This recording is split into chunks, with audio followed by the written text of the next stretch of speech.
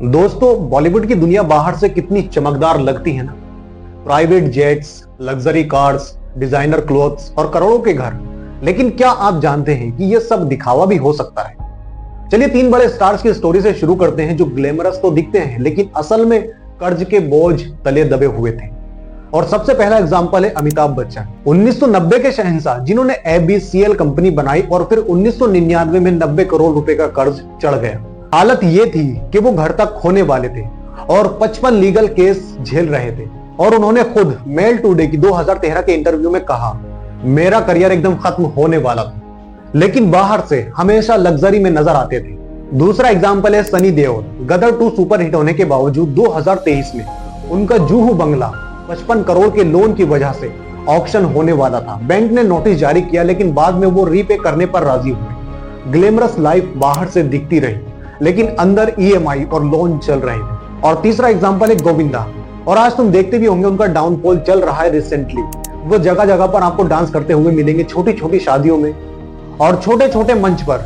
लेकिन एक टाइम में वो हीरो नंबर 1 थे जिन्होंने फाइनेंशियल क्रंच में अपनी 16 करोड़ की प्रॉपर्टी गिरवी रख दी। मनी कंट्रोल की रिपोर्ट के अकॉर्डिंग करियर स्लंप ने उन्हें कर्ज में डुबो दिया। बाहर से डांस, पार्टियां, लग्जरी सब चालू।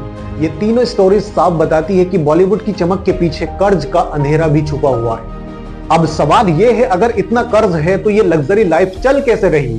क्या आपको लगता है कि सेलिब्रिटी सिर्फ फिल्मों से ही करोड़ों कमाते हैं? असल में उनकी सबसे बड़ी कमाई फिल्मों से नहीं बल्कि एड्स, प्रमोशन और ब्रांड डील से होती है। लेकिन ब्रांड्स उन्हें ही क्यों चुनते हैं? क्योंकि वो लोगों के सामने खुद को बहुत अमीर, ग्लैमरस और हाई स्टैंडर्ड लाइफ स्टाइल वाला दिखाते हैं। अगर कोई स्टार सिंपल और आम जिंदगी दिखाए तो ब्रांड्स सोचेंगे कि ये तो आम इंसान जैसा है, इससे हमारे प्रोडक्ट कैसे बिकेगा।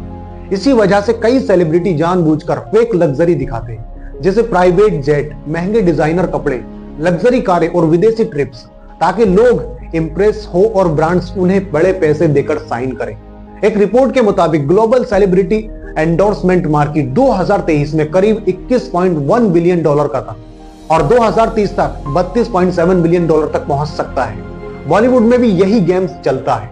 कई टॉप एक्टर्स को फिल्म के लिए 25 से 50 करोड़ तक मिलते हैं जो हाई प्रोफाइल है, लेकिन एड्स और ब्रांड्स डील से वो साल में करोड़ों रुपए कमा लेते हैं। विदेश में इसका बड़ा उदाहरण काइली जेनर है, जिन्हें फोर्ब्स ने सेल्फ मेड बिलियनर बताया था, लेकिन बाद में रिपोर्ट्स में सामने आया कि उनकी कंपनी वैल्यू को बड़ा चढ़ाकर दिखाया गया था। इंडिया में भी उदाहरण के तौर पर आलिया भट्ट को ब्रांड एंडोर्समेंट से हर साल कई करोड़ रुपए तक मिल जाते हैं क्योंकि उनकी इमेज हमेशा परफेक्ट और लग्जरी लाइफ वाली दिखाई जाती है। मतलब सीधा सा फॉर्मूला है, जितना ज्यादा लग्जरी दिखाओगे उतना ज्यादा ब्रांड्स आएंगे और उतना ज्यादा पैसा बरसेगा। लेकिन सवाल ये है, क्या ये सब सच होता है? नहीं, कई बार ये सिर्फ एक मार्केटिंग ट्रैप होता है जो आम लोगों को बेवकूफ बनाने के लिए बनाया जाता है। क्या तुम्हें लगता है कि सेलिब्रिटी की वो कैंडिड फोटो या अचानक कैमरे में आ गई वाली वीडियो सच में नेचुरल होती है? नहीं, ये सब अक्सर पहले से ही प्लान होता है। हर बड़े स्टार्स के पीछे एक पीआर टीम होती है जो उनकी पूरी इमेज को कंट्रोल करती है। ये टीम तय करती है कि आज स्टार क्या पहनेंगे, कहां जाएंगे, किस जगह दिखना है, किस टाइम पापाराजी को बुलाना है और इंस्टाग्राम पर क्या पोस्ट करना है। मतलब जो तुम्हें रियल लाइफ लगती है वो भी कई बार एक स्क्रिप्ट होती है। ये पीआर टीम लाखों करोड़ों खर्च करती है ताकि स्टार्स हमेशा लोगों के सामने अमीर, खुश, सक्सेसफुल और परफेक्ट दिखे। एक रिपोर्ट के मुताबिक बॉलीवुड में कई स्टार्स अपनी इमेज बनाने के लिए पीआर पर सालाना 5 से 10 करोड़ रुपए तक खर्च करते हैं। वहीं ग्लोबल लेवल पर सेलिब्रिटी पीआर इंडस्ट्री 2024 में करीब 12 बिलियन डॉलर की बताई जाती है। कई बार पीआर टीम सिर्फ इमेज बनाने तक नहीं रुकती बल्कि नेगेटिव खबरों को दबाने और फेक पॉजिटिव खबरें फैलाने का काम भी करती है। सुशांत सिंह राजपूत केस के दौरान भी ये चर्चा सामने आई थी कि कैसे मामलों में मीडिया और पीआर सिस्टम मिलकर नैरेटिव बनाते हैं। विदेश में किम कार्दाशियन इसका बड़ा उदाहरण है, जिनकी पीआर टीम उनकी हर पोस्ट, हर फोटो और हर स्टोरी को पहले से प्लान करती है। कई बार तो वायरल होने के लिए जानबूझकर विवाद या ब्रेकअप जैसी कहानियां भी फैलाई जाती है ताकि चर्चा बनी रहे। मतलब साफ है, जो तुम स्क्रीन पर देखते हो वो हमेशा रियल नहीं होता। वो एक तैयार की गई इमेज होती है ताकि स्टार्स की वैल्यू बढ़े, ब्रांड्स आए और पैसा आता रहे। और अब सवाल ये है, क्या हम भी सोशल मीडिया पर खुद को वैसा ही दिखाने की कोशिश करते हैं? अब एक बात सोचो, अगर कोई बड़ा स्टार आज अचानक सिंपल जीन्स, टी शर्ट पहनकर आम लोगों की तरह घूमने लगे तो लोग क्या बोलेंगे? लगता है इसका करियर खत्म हो गया है, क्योंकि बॉलीवुड हो या हॉलीवुड, यहाँ सक्सेस को अक्सर टैलेंट से नहीं, अमीरी और शो ऑफ से माना जाता है। इसीलिए कई स्टार्स जानबूझकर फेक लग्जरी दिखाते हैं ताकि इंडस्ट्री में इनकी इमेज बनी रहे कि ये बहुत बड़े और ताकतवर इंसान है। असल में ये सिर्फ जनता को दिखाने के लिए नहीं होता, ये इंडस्ट्री के अंदर भी एक मैसेज होता है। स्टार्स चाहते हैं कि प्रोड्यूसर्स और डायरेक्टर्स उन्हें देखकर सोचे ये बड़ा नाम है, ये हाई लेवल पर है, इसको फिल्म देनी चाहिए, क्योंकि ये एक सोच बन चुकी है कि सिंपल दिखना मतलब कमजोर दिखना और लग्जरी दिखाना मतलब ये अभी भी टॉप पर है। इसी वजह से कई स्टार्स लगातार महंगी गाड़ियां, महंगे कपड़े, लग्जरी पार्टीज और हाई प्रोफाइल लाइफ दिखाते रहते हैं ताकि उनकी पावर बनी रहे, ज्यादा फिल्में मिले, इवेंट्स में बुलाया जाए और लोग उन्हें सीरियस लें। एक सर्वे के मुताबिक करीब 70% सेलिब्रिटीज मानते हैं कि सोशल मीडिया की इमेज उनके करियर ग्रोथ के लिए बहुत जरूरी है।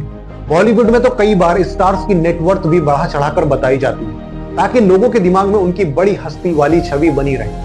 उदाहरण के लिए कई रिपोर्ट्स में सलमान खान की नेटवर्थ हजारों करोड़ रुपए बताई जाती है, लेकिन असल में उनकी कमाई का बड़ा हिस्सा फिल्मों के साथ साथ ब्रांड एंडोर्समेंट और एड से आता है। हॉलीवुड में जॉनी डेप का केस भी काफी चर्चा में रहा, जहां उन्होंने पायरेट्स ऑफ कैरेबियन जैसी फिल्मों से करोड़ों कमाए, लेकिन बाद में कोर्ट केस और रिपोर्ट्स में ये बातें सामने आई कि उनकी भारी भरकम लग्जरी लाइफ स्टाइल और खर्चों ने उन्हें आर्थिक रूप से कमजोर कर दिया। मतलब साफ है, ये सब सिर्फ फैशन नहीं है, एक पावर गेम है। लेकिन अब सवाल ये है कि क्या ये चीजें तुम्हें इंस्पायर करती है या फिर धीरे धीरे तुम्हें भी उसी फेक रेस में फंसा देती है जो तुम इंस्टाग्राम पर देखते हो। लग्जरी कार, महंगे घर, ब्रांडेड कपड़े, डिजाइनर बैग्स, क्या ये सब सच में उनका अपना होता है?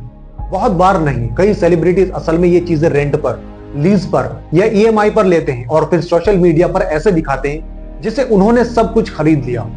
ये पूरा खेल सिर्फ दिखावे का है, क्योंकि अगर फैंस को लगे कि ये स्टार बहुत अमीर है तो उनकी वैल्यू बढ़ जाती है।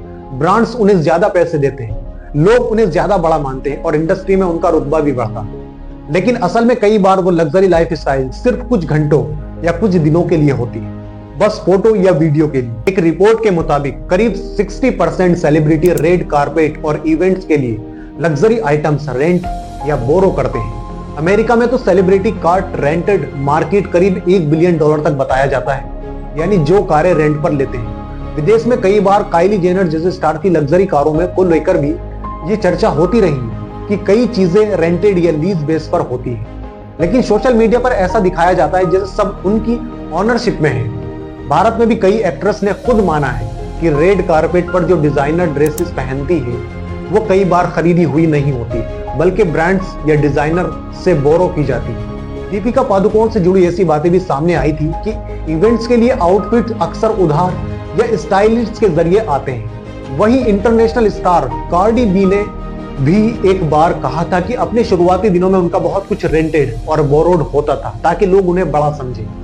मतलब सीधी बात है कि कई बार ये लग्जरी लाइफ असल में लग्जरी नहीं होती, ये सिर्फ उधार की चमक होती है। लेकिन सवाल ये है, क्या हम रियल सक्सेस समझकर खुद को भी उसी दौड़ में नहीं छोड़ देते हैं? और आखिरी वजह, और यही सबसे बड़ा गेम है, सेलिब्रिटी अच्छी तरह जानते हैं कि अगर वो लग्जरी दिखाएंगे तो लोग रुकेंगे, देखेंगे, बात करेंगे, शेयर करेंगे और पोस्ट वायरल हो जाएगी। और जैसे ही पोस्ट वायरल होती है, फॉलोअर्स बढ़ते हैं। फॉलोअर्स बढ़ते हैं तो ब्रांड्स लाइन में लग जाते हैं और फिर ब्रांड डील्स बढ़ती हैं, मतलब पैसा बढ़ता है। ये एक सीधी सी चेन है। इसीलिए आज के टाइम में सेलिब्रिटी का असली बिजनेस एक्टिंग या स्पोर्ट्स नहीं रह गया। उनके असली बिजनेस है अटेंशन। जितना ज्यादा चर्चा उतनी ज्यादा पैसा। कई रिपोर्ट्स के मुताबिक इंस्टाग्राम पर अगर एक पोस्ट वायरल हो जाए तो फॉलोअर्स 10 से 20% तक बढ़ सकते हैं और इसी के साथ ब्रांड्स की पेमेंट भी कई बार 50% तक बढ़ जाती है। यही वजह है कि ग्लोबल लेवल पर इन्फ्लुएंसर मार्केट 2023 में करीब $15 बिलियन तक पहुंच चुका है। सेलिब्रिटी जब सोशल मीडिया पर अपनी फेक लग्जरी लाइफ दिखाते हैं तो सबसे पहले हमारे दिमाग में एक ही बात आती है, उसके पास सब कुछ है और मेरे पास कुछ भी नहीं। और यही से शुरू होता है सबसे खतरनाक ट्रेप। हम खुद को उनके साथ तुलना करने लगते हैं और धीरे धीरे हमें लगने लगता है कि हम कम है, कमजोर है और हमारी जिंदगी बोरिंग। यही कंपैरिजन हमें अंदर से तोड़ता है और हमें इनसिक्योर बना देता है। एक स्टडी के मुताबिक करीब 78% युवा सोशल मीडिया देखकर नेगेटिव सेल्फ इमेज महसूस करते हैं और कई रिपोर्ट्स में यह भी सामने आया है कि इंस्टाग्राम पर सेलिब्रिटी पोस्ट देखने के बाद लगभग 40% लोग खुद को उदास या डिप्रेस्ड महसूस करते हैं। भारत में एक सर्वे के करीब 60% टीनेजर्स ने माना है कि वो सेलिब्रिटी लाइफ देखकर खर्च करने लगते हैं, सिर्फ इसलिए ताकि वो भी कूल दिखने लगे। लेकिन सच्चाई यह है कि जो तुम देख रहे हो वो उनकी असली जिंदगी नहीं है, वो सिर्फ एक शो है। और अगला ट्रिप और भी खतरनाक है क्योंकि ये सीधा तुम्हारी जेब पर हमला करता है। जब लोग सेलिब्रिटी की लाइफ कॉपी करने लगते हैं तो वो अपने बजट से बाहर जाकर चीजें खरीदते हैं, जैसे आईफोन। भारत में 2025 में एप्पल ने 14 मिलियन यानी 1.4 करोड़ आईफोन बेचे हैं और 70 से 80% आईफोन ईएमआई पर थे भारत के अंदर। और इन आईफोन को खरीदने वालों की जो एज ग्रुप थी वो 25 से 30 साल की उम्र थी। महंगी बाइक, ब्रांडेड कपड़े और फिर ईएमआई और लोन। शुरुआत में लगता है कोई बात नहीं, छोटी ईएमआई है, लेकिन धीरे धीरे यही ईएमआई एक बोझ बन जाती है। क्रेडिट कार्ड से शॉपिंग होती है, फिर बिल बढ़ता है और इंसान बिना समझे कर्ज के जाल में फंस जाता है। एक रिपोर्ट के मुताबिक भारत में पर्सनल लोन 2023 में करीब 40 लाख करोड़ तक पहुंच गया है और इसमें बड़ा हिस्सा ऐसे खर्चों का होता है जो जरूरत नहीं है, सिर्फ शो ऑफ होते हैं। अमेरिका में मिलेनियल्स पर $1 ट्रिलियन से ज्यादा का डेबिट होने की बात सामने आती रही है, जिसमें सोशल मीडिया और लाइफ स्टाइल प्रेशर भी एक बड़ा कारण माना जाता है। भारत में ऐसे केस भी सामने आते हैं जहां लोग सिर्फ स्टाइल कॉपी करने के लिए लाखों का लोन ले लेते हैं और बाद में ईएमआई भर नहीं पाते। अब सवाल यह है, क्या तुम भी ईएमआई के चक्कर में फंसते जा रहे हैं? जब इंसान हर दिन दूसरे की फेक परफेक्ट लाइफ देखता है तो उसके अंदर एक सोच बन जाती है, मैं फेल हूं। और यही सोच धीरे धीरे एंजाइटी और डिप्रेशन में बदल जाती है क्योंकि हम अपनी रियल लाइफ को उनकी एडिटेड और स्क्रिप्टेड लाइफ से कंपेयर कर रहे होते हैं। WHO जैसी रिपोर्ट में यह बात बार बार सामने आई है कि सोशल मीडिया की वजह से बहुत लोग में मेंटल हेल्थ से जुड़े प्रॉब्लम्स बढ़ रहे हैं। कई रिपोर्ट्स के मुताबिक सोशल मीडिया के कारण हर 4 में से 1 इंसान किसी ना किसी तरह की मेंटल स्ट्रेस और या एंजाइटी में फेस करता है। यूके की एक स्टडी में करीब 50% यूजर ने माना है कि सेलिब्रिटी पोस्ट देखकर उन्हें इनसिक्योर फील होता है। भारत में भी कोविड के समय कई रिपोर्ट्स में यह चर्चा हुई कि सोशल मीडिया पर दिखने वाली परफेक्ट लाइफ की वजह से लोगों में स्ट्रेस और डिप्रेशन बढ़ा है।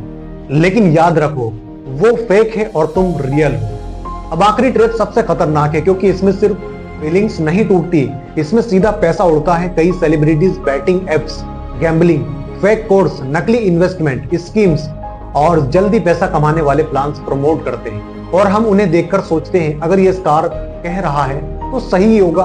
बस यही ब्लाइंड ट्रस्ट हमें बर्बाद कर देता है।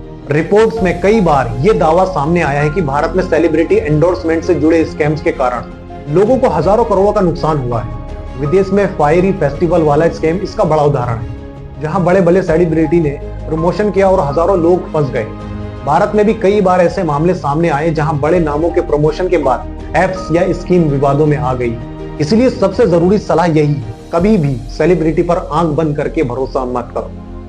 मेरी सलाह यही है, जैसे तुम हो ठीक हो, इसलिए दूसरों की लाइफ पर ध्यान मत दो। वीडियो इंफॉर्मेटिव लगा हो तो वीडियो को लाइक करें और शेयर करें। Thank you.